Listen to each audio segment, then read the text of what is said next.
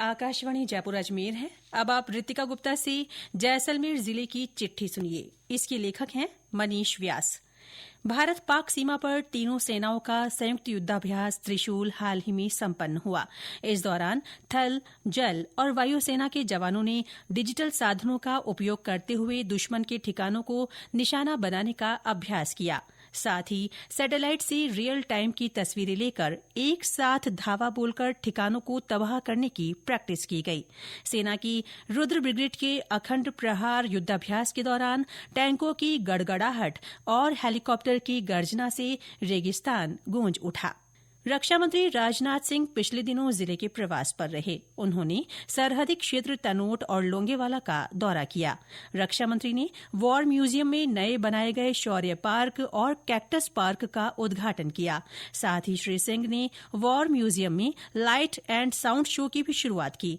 उन्होंने शहीद स्मारक पर श्रद्धांजलि अर्पित की और तनोट माता मंदिर में पूजा अर्चना की।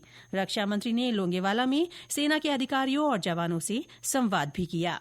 सीमा सुरक्षा बल के 60वें स्थापना दिवस कार्यक्रमों की कड़ी में सीमा प्रहरियों की मोटरसाइकिल रैली पोकरण पहुंची। राष्ट्रीय एकता, अखंडता और नशा मुक्त भारत का संदेश देने के साथ ही जम्मू कश्मीर से निकली इस बाइक रैली का पोकरण पहुंचने पर भव्य स्वागत किया गया। मतदाता सूची के विशेष गहन पुनरीक्षण के तहत जैसलमेर जिले में इन दिनों गणना प्रपत्रों के वितरण का काम प्रगति पर है। मतदाता सूची को अपडेट किया जा रहा है। साथ ही इन गणना प्रपत्रों का डिजिटाइजेशन का काम भी तेजी से किया जा रहा है। लोगों की सहायता के लिए विभिन्न स्थानों पर शिविर लगाए जा रहे हैं। इसके अलावा मतदाताओं को गणना प्रपत्र भरने का प्रशिक्षण भी दिया जा रहा है। खाद्य और नागरिक आपूर्ति मंत्री सुमित गोदारा ने जैसलमेर में विभागीय समीक्षा बैठक की। उन्होंने अधिकारियों से जिले में राष्ट्रीय खाद्य सुरक्षा योजना की स्थिति के बारे में जानकारी ली। श्री गोदारा ने योजना का लाभ हर पात्र व्यक्ति तक पहुंचाने को कहा। साथ ही अपात्र लोगों के नाम खाद्य सुरक्षा योजना से हटाने के निर्देश दिए। डेयरी मंत्रालय की परामर्शदात्री संसदीय समिति की बैठक बीते दिनों जैसलमेर में आयोजित हुई। बैठक में केंद्रीय पशुपालन और डेयरी मंत्री राजीव रंजन सिंह, केंद्रीय पशुपालन और डेयरी राज्य मंत्री एसपी बघेल और राज्य पशुपालन मंत्री जोराराम कुमावत शामिल हुए। इस दौरान राज्य को देश भर में पशुपालन और डेयरी के क्षेत्र में अव्वल बनाने के लिए चर्चा की गई। वहीं जैसलमेर में ऊंटों की नस्ल संरक्षण, ऊंट पालन से जुड़ी विभिन्न चुनौतियों और संभावनाओं पर विमर्श हुआ। बैठक में 150 ऊंट पालकों ने भाग लिया। लौह पुरुष सरदार वल्लभ भाई पटेल की 150वीं जयंती के उपलक्ष्य में जिले में राष्ट्रीय एकता दिवस मनाया गया। इस अवसर पर जैसलमेर में जिला स्तरीय यूनिटी मार्च निकाली गई।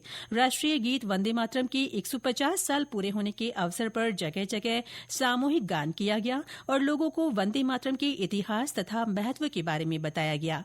वहीं भगवान बिरसा मुंडा की 150वीं जयंती के सिलसिले में 1 नवंबर से 15 नवंबर तक विविध कार्यक्रमों और गतिविधियों का आयोजन हुआ।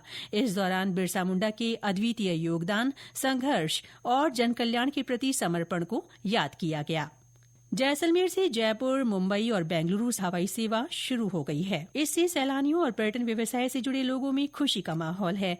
हवाई सेवा शुरू होने से पर्यटन और रोजगार के नए अवसर पैदा होंगे। वहीं अमृत भारत स्टेशन योजना के तहत जैसलमेर रेलवे स्टेशन का कायाकल्प किया जा रहा है। 140 करोड़ रुपए की लागत से यहां देशी विदेशी यात्रियों के लिए विश्व स्तरीय सुविधाएं विकसित की जा रही हैं। जैसलमेर में सैलानियों के लिए ऑपरेशन वेलकम में नवाचार किया गया है। इसके लिए टूरिस्ट हेल्प डेस्क बनाई गई है, जिसके माध्यम से पर्यटकों के साथ होने वाले दुर्व्यवहार, ठगी और अन्य किसी तरह की समस्या से निपटा जा सकेगा। जिला प्रशासन और पुलिस विभाग की ओर से बनाई गई इस डेस्क पर 24 घंटे सेवा उपलब्ध रहेगी। जिले में इन दिनों सर्दी की दस्तक के साथ ही प्रवासी पक्षियों का आगमन शुरू हो गया है। साइबेरिया, मंगोलिया और यूरोपियन क्षेत्रों से आए इन परिंदों की चहचहाट से थार मरुस्थल गूंज रहा है। इसके साथ ही जैसलमेर जिले की चिट्ठी समाप्त हुई।